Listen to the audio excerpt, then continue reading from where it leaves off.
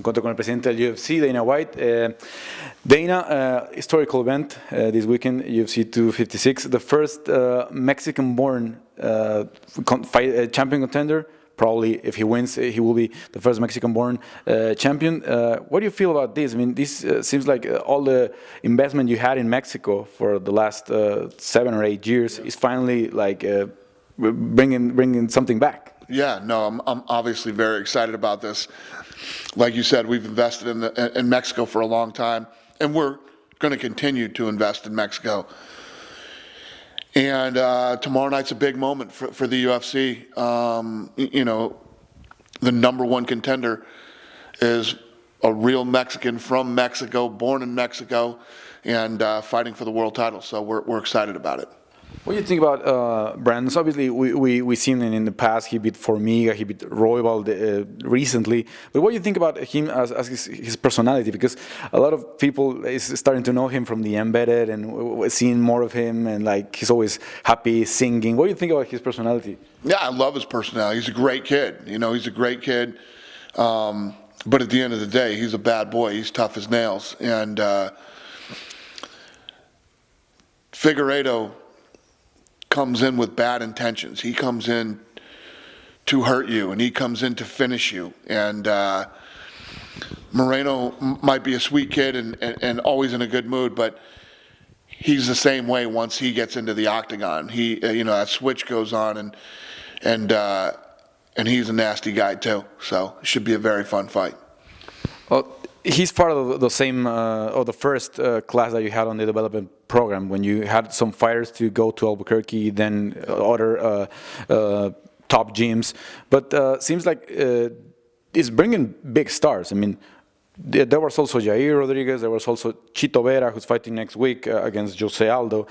Also Benitez, who had a bonus last week with that spectacular knee. So where are you going to go with this? I mean, we know that the PI is in your plans, but that doesn't seem to be happening next year or maybe early 2022. So where do you want to go there to keep developing the Latin American talent? Yeah, the thing that sucks is that new PI should be up and running already, but thank God we didn't, because who saw this coming? And it would have stalled everything and set us back big time. But I have invested in Mexico. I will continue to invest in Mexico.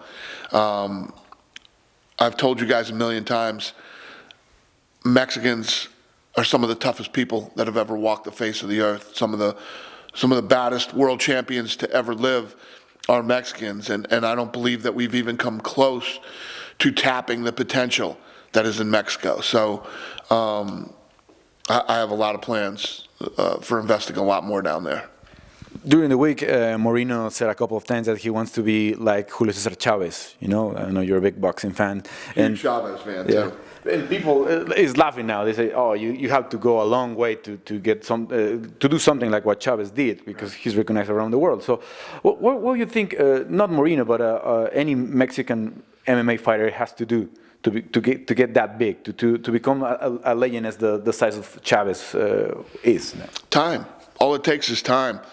You know, Julio César Chávez obviously had an unbelievable fight record. You know, the guy fought all the time. As you're seeing what's happened through this pandemic, some of these kids are fighting 4 or 5 times a year. Moreno could do something like that. You become the world champion, you take on all comers, and you know, maybe he's not obviously going to be the Julio César Chávez of boxing, but he could be the Julio César Chávez of mixed martial arts in the UFC. Hopefully he gets his legacy to keep running.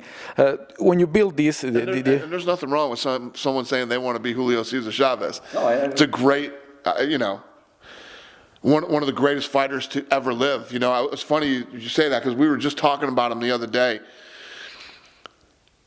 And you appreciate him so much more now that he's gone, you know, and has been retired for so long. I mean, those were the glory days of boxing. And I think that when you look at somebody like Moreno, we can bring that back to Mexico, where you have these real Mexicans fighting, winning world championships, and doing great things like Chavez did for this generation.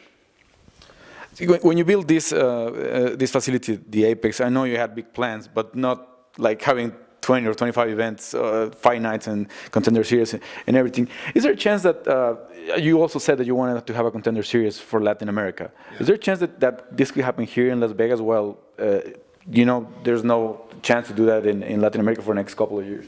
I don't know. I don't, I could have answered all these questions 10 months ago. I don't know anymore. We got to see how this year plays out. Not this year, but next year.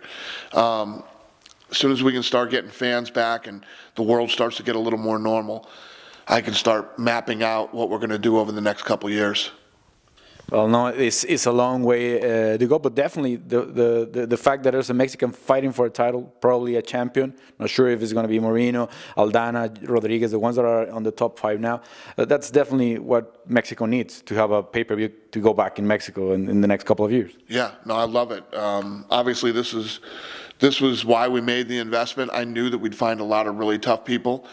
In Mexico, we haven't even scratched the surface.